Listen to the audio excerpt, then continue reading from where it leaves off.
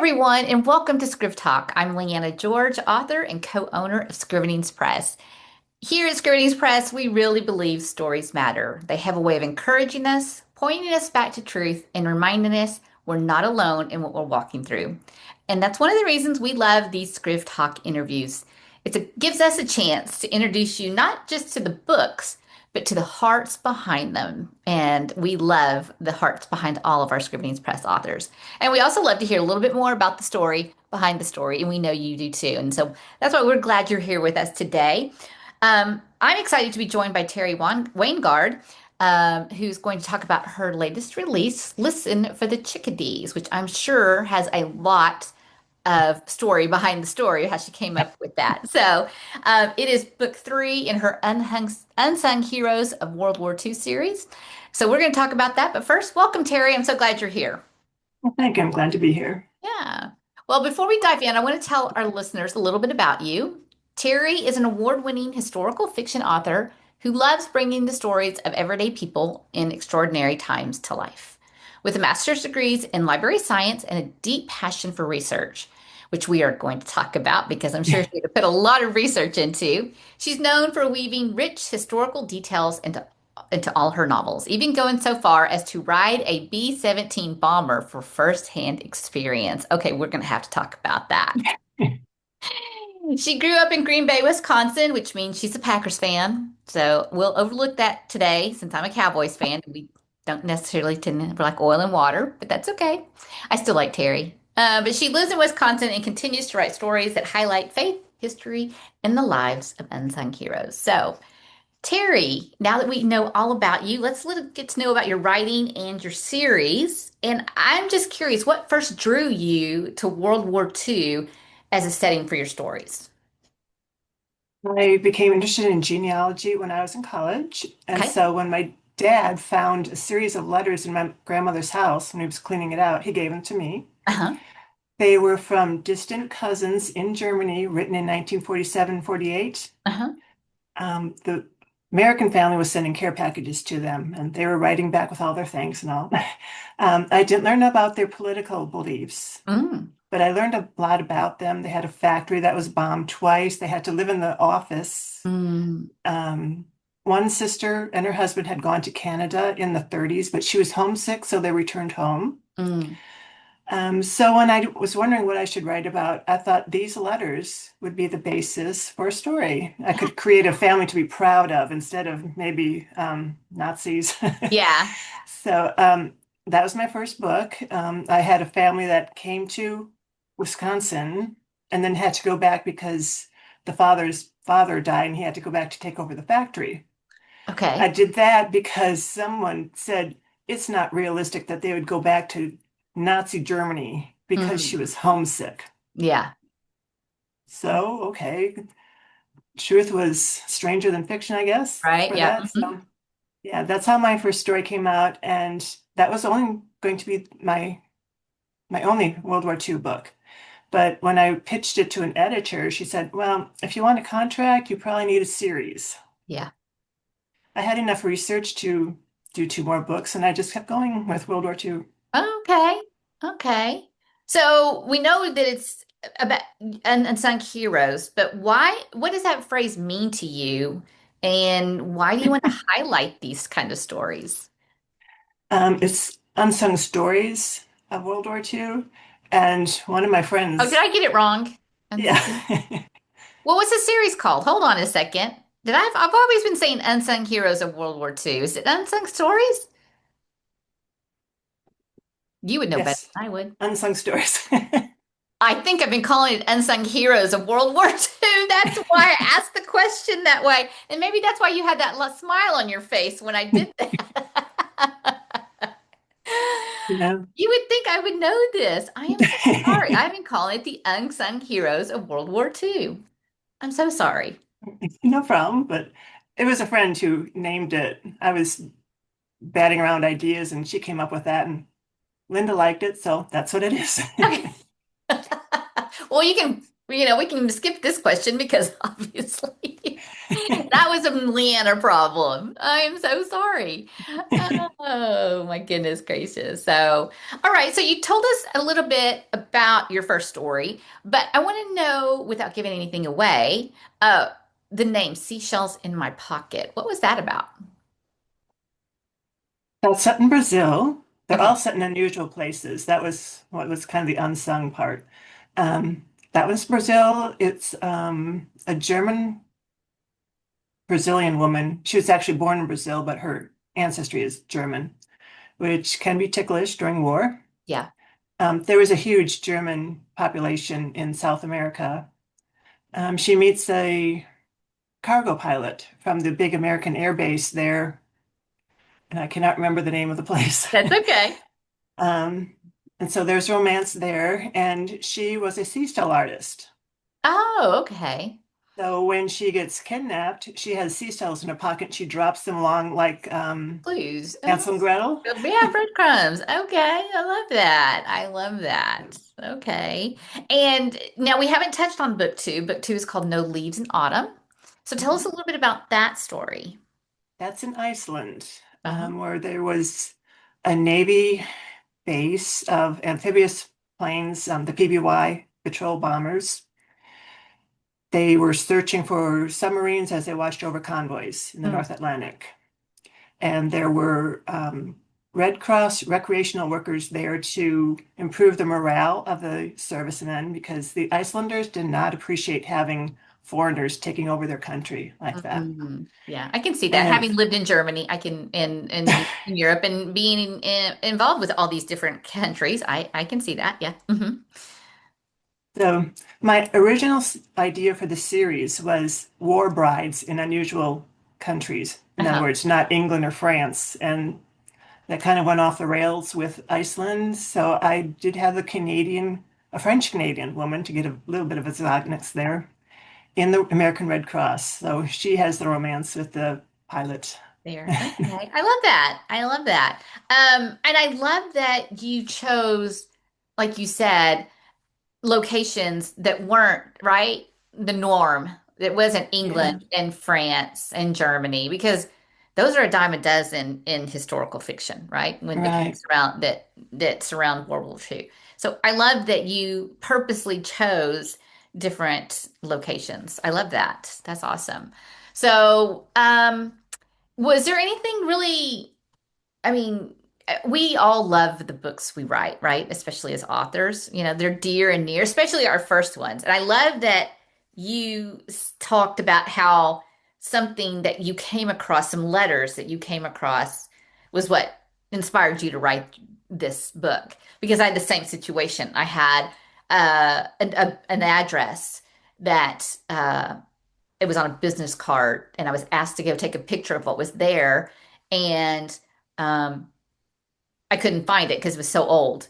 And I always wondered, what was at that address? And why did this person have it? And, why did they keep this a family secret? Because the daughter had never known her father to have traveled there. So, it was so you keep it and then our brains just start going, right? So I love that. But was there anything especially meaningful to you in those first two books that, whether it was characters or themes or anything like that?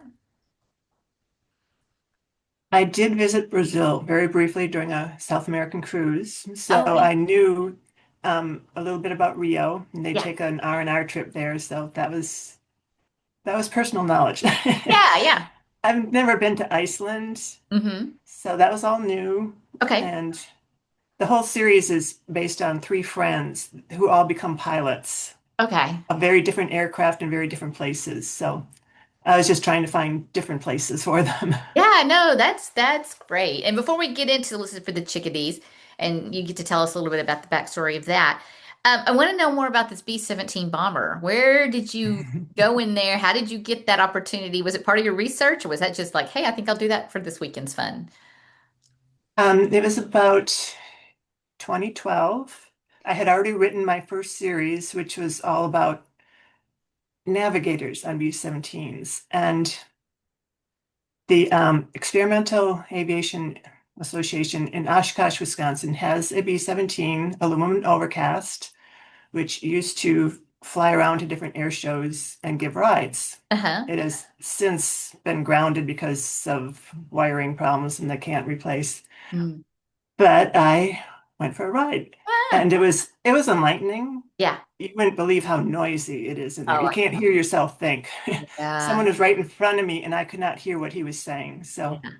in movies like Memphis Belle, where they're just casually talking, Yeah. no. I bet, yeah, that's true. I bet as a historical researcher, I'm sure you're going, oh, that was not how it worked. Yeah. I Yeah. had to go home and change all my manuscripts. Oh. Well, I mean, it's good because I say this all the time about historical readers. They will catch the authors if they do not have it right. I mean, I got dinged on some things for even for my contemporary, right? But in historicals, I mean, they will let you know that is not as dressed for that time period, or they wouldn't say that yet because it wasn't used until this year. So yeah, good for you for going and changing because I probably would have said, "There's no way you can listen in on things been like that." So yeah, well, that's really cool. So have you obviously you've got the navigators, you've got the pilots. Are you like a explorer, traveler, aficionado? I mean, do you like airplanes? What's the connection here with you? Because obviously you're not going to want to write about something that doesn't interest you. Well, as far as the planes go, both my dad and brother flew. Oh, My okay. dad did get a private pilot's license, never used it much, but yeah, flying's in the family. Okay. I first flew when I was in second grade when we went to Florida for a vacation. Oh, okay. Been flying ever since. And then I like to travel. For 20 years, I was globetrotting, like from 89 to '09. I've been to Australia, China, Israel, all over. Oh, wow. So, yeah, all these different places, that really gets me going.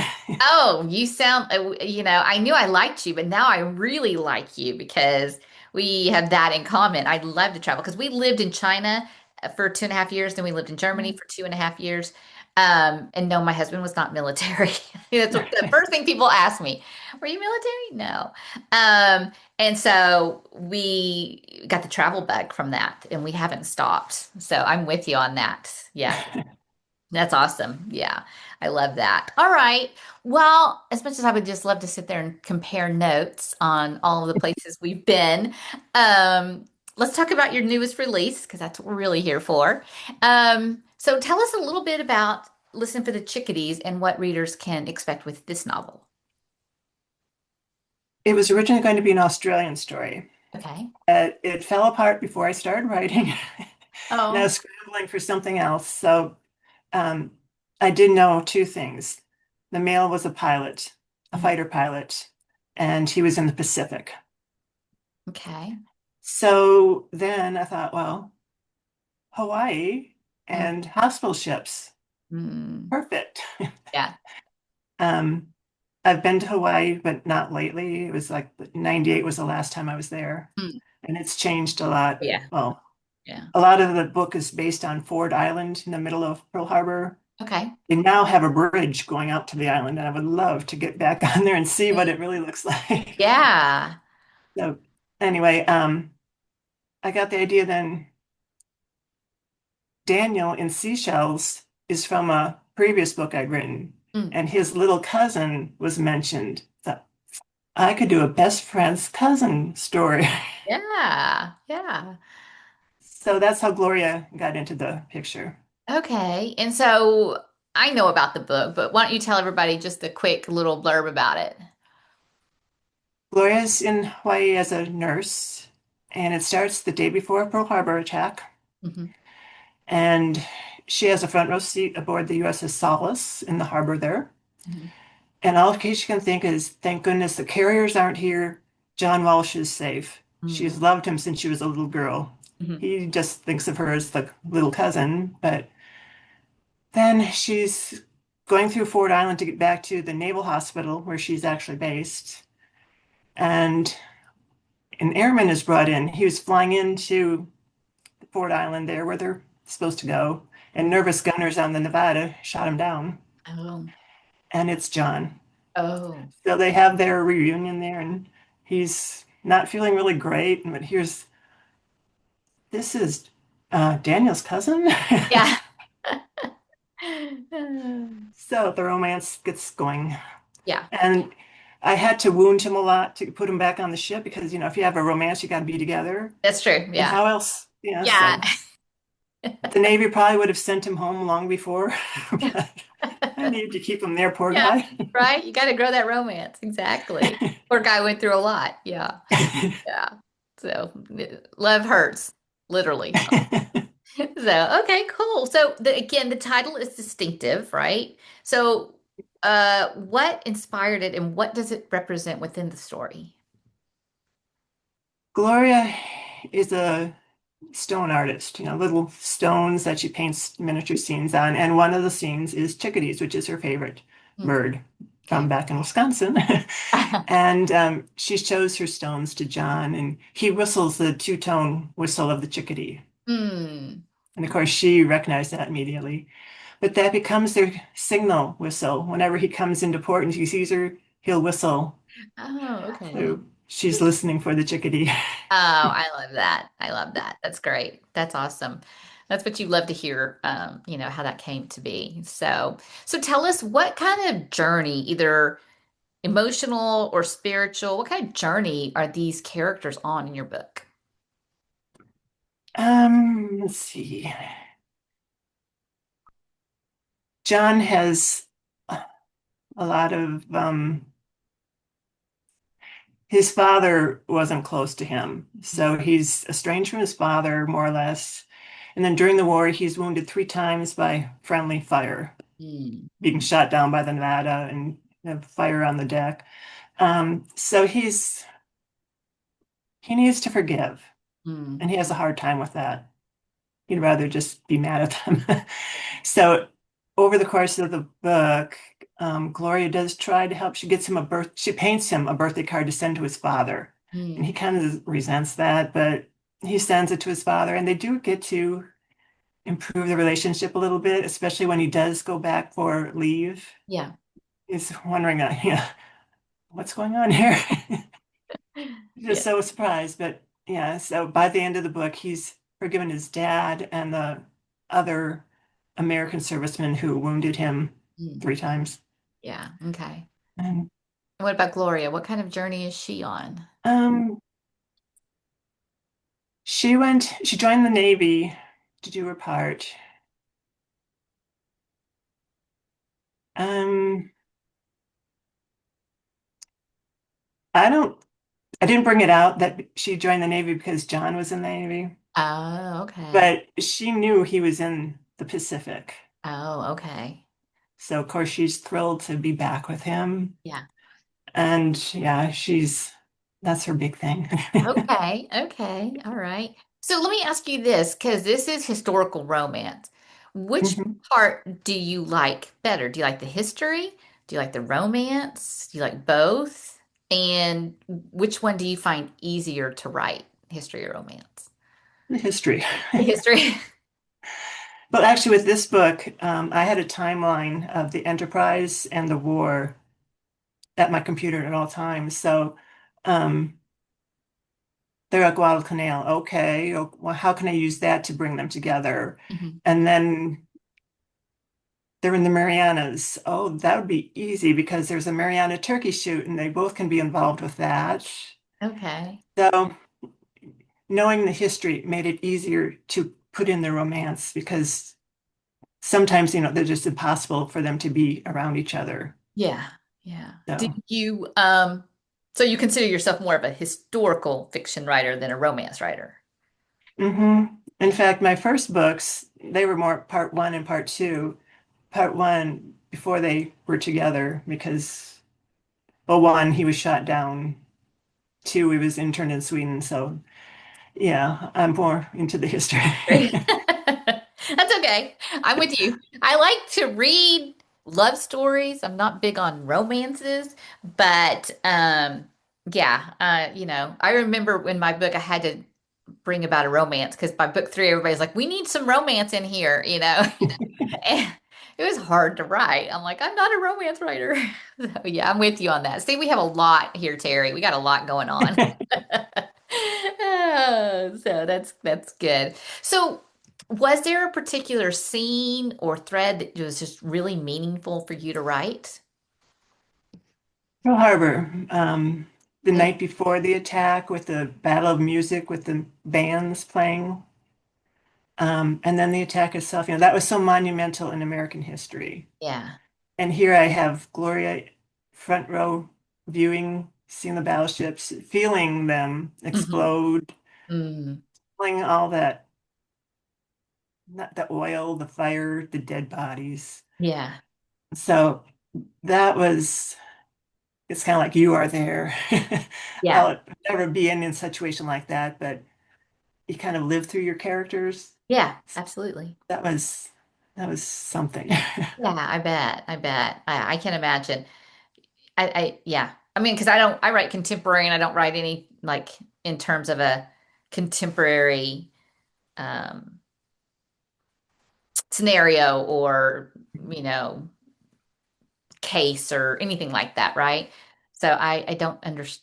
I can understand how that could be, really hard to write when you know how much, especially now looking back, how much we honor and respect Pearl Harbor and all this the veterans and everything that goes around it. I can imagine just how deep that was to write. Yeah. So, well, okay. So you like research because you have rich historical details. Uh, Tell us about your research a little bit. How do you start? Do you have a membership to like a historical library? No, but you should see my own library. I was going to say, or do you get it? Does Amazon deliver everything for you? Well, a lot of my books I get through secondhand stores or Amazon, other sellers, Uh-huh. Yeah. because some of them are out of print, a Okay. lot of them. So, like for this book, I had about six little short hospital ship, not memoirs, but well, memoirs of the ships. Yeah. How do you know you need those particular books? I Like, hunt for them, it's, huh? hunt for them, Okay. No, but I'm the saying, Google are you like searches. researching and then something will come up and you'll be like, oh, it referenced this book, so I need to go read it? Or does that make sense? Um, I'll look for something like hospital ships, World War II hospital ships, and see what comes up. Okay. Okay. Yeah. Yeah. Okay. Interesting. Okay.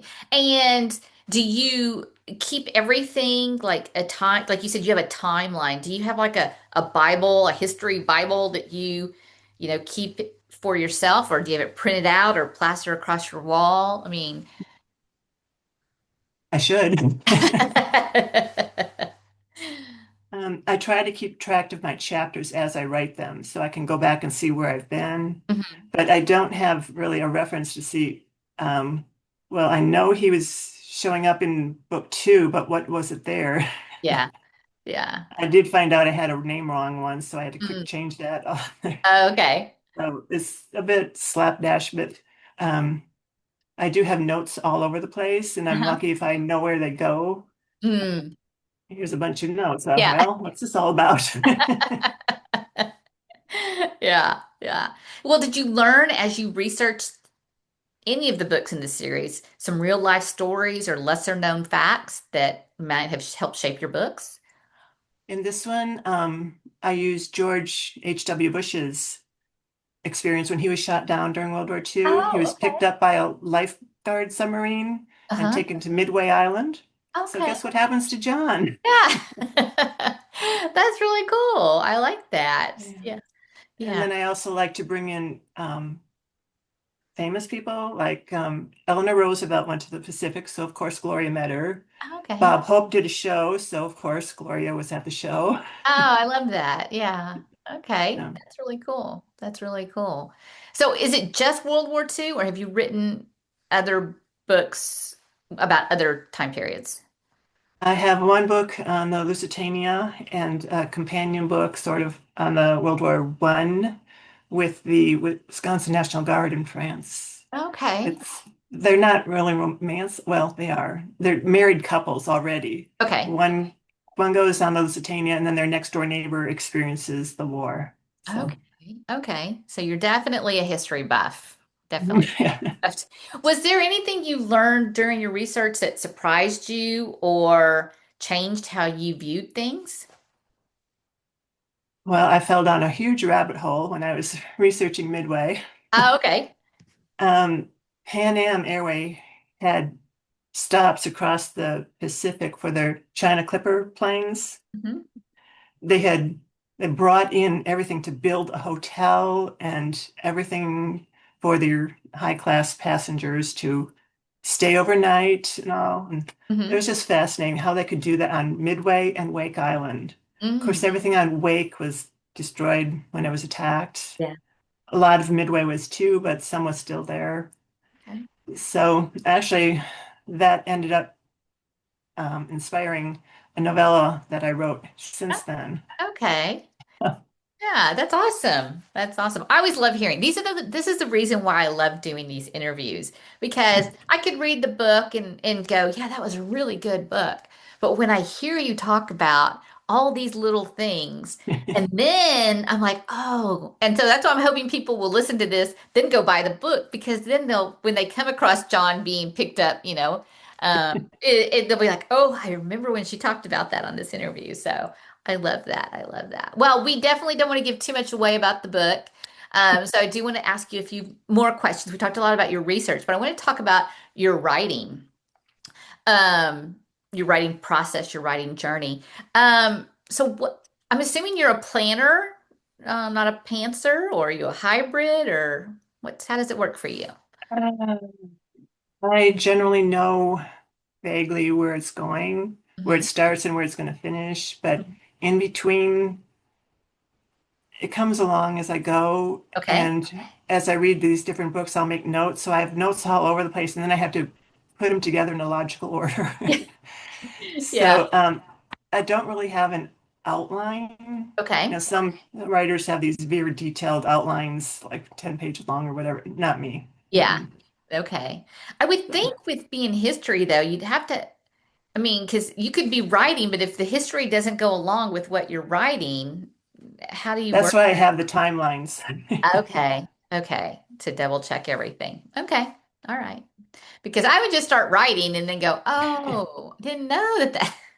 So you'll never find me writing history. Now, never say never, but I'm going to stay in my contemporary lane. So, yeah. All right. So, um, now, your books do include a little faith thread. So how does how do you naturally weave that into your storytelling? I don't make a big deal about it. Hmm. It just like Gloria, for instance, goes into the chapel to escape this guy who's stalking her, but the the pastor or the chaplain comes in and maybe offers her a little guidance on how to handle it. Okay. And that would be enough. Mm. Um, I don't like it when books are preachy, so I don't make my books preachy. Yeah, I'm with you on that. I agree. I agree very wholeheartedly. And I think for me personally, I think we can incorporate elements of faith and truth into the story s- s- um, without actually screaming it at people or letting them even know that that's what it is because it can just come around in a roundabout way, right? And so Mhm. I think that I'm with you on that one wholeheartedly. So yeah. Well, So in this book, Amy Anguish, as my editor, pointed out where I did have a few untied threads mm, with John's line. So I did tie those up before. yeah, And I think it really made it stronger. It's still not really in your face, but I'm really happy with the way that turned out. that's good. Yeah, we don't want any unresolved threads because I know as a reader, I'm like, wait a minute, what happened? You made a whole bunch of points about this, but you just kind of left it dangling, and I don't know what happened with her and her parents. So yeah, we got to tie up those loose threads, definitely. Well, how do you balance staying true to history while still telling a compelling story? Because it is a delicate balance. Yeah, well, I use the events Hmm. of history to make um, story events like um, the Mariana Turkey Shoot. Hmm. The American flyers had to go way off to the edge of their fuel capacity. And then by the time they came back, many of them ran out of fuel and ditched. Some were Mm, never found. mm. John makes it back. And so I use that as the story because it's really dramatic. Sure. Yeah. And in that particular incident, the admiral had the carriers turn on their lights Mm, so the planes could see them come home, even though there might be Japanese submarines yeah. lurking nearby. So that even the hospital ship was always lit up, Yeah. according to regulation, attracted a plane thinking, oh, there's a ship I can land on. Yeah. So, yeah, I use the events of the history to dramatize the story Yeah. and the characters' experience of that. Yeah. Okay. That's good. That's good. I mean, that's good because, right, we need stories to be compelling and to have conflict. And history, it's already full of conflicts, right? Especially war Mhm. stories. So, Yeah. let that be the conflict for you naturally, right? I So, do try to stay very accurate with my history, though. oh I've read yes. some books that totally not true, like especially Midway Island. Yeah. I read one book and read a reviewer's comment that I never knew this about World War II. And I was thinking, no, lady, you still don't. So, Yeah. Is it hard for you to read World War II books? And do you read them or are you afraid it would creep too much into yours? I do mostly because they cover topics that I don't. Mm, Like, I'm not planning on doing any more European stories. So I can read those, no problem. yeah. Or I've already done that. Yeah. So, Okay. All right. Well, that leads us, the perfect little segue, into what is coming up next for you. What you mentioned some stories, mhm. right? You said you're not going back Well, to Europe. So yeah. give us a little. The the novella that was inspired by the Midway research is actually a collection of three novellas, pre-war years. Okay. War is coming, and so Americans abroad are coming home before the war engulfs them, and they come home in three very different ways. One's an ocean liner, Mm-hmm. one's the Hindenburg, Mm, and one's the China Clipper. okay. All right. So, okay. And then once you finish, will you always stay within war, like war type history, or will you? What I'm presently working on is actually a contemporary with magical realism and a World War II tie-in. Oh, wow. Okay. You don't keep things simple. Wow. Okay. Wow. Well, I look forward to seeing that. I look forward to seeing that. Well, tell me, what is it when people close your books, when they finish that last page and they are going, wow, that was great. What is it you want them to take away? An appreciation of history. Mm, On my website, I think it says history that entertains and enlightens. mm. I want it to be an entertaining story, but I want them to understand it because most people say history, how boring. Right. Yeah.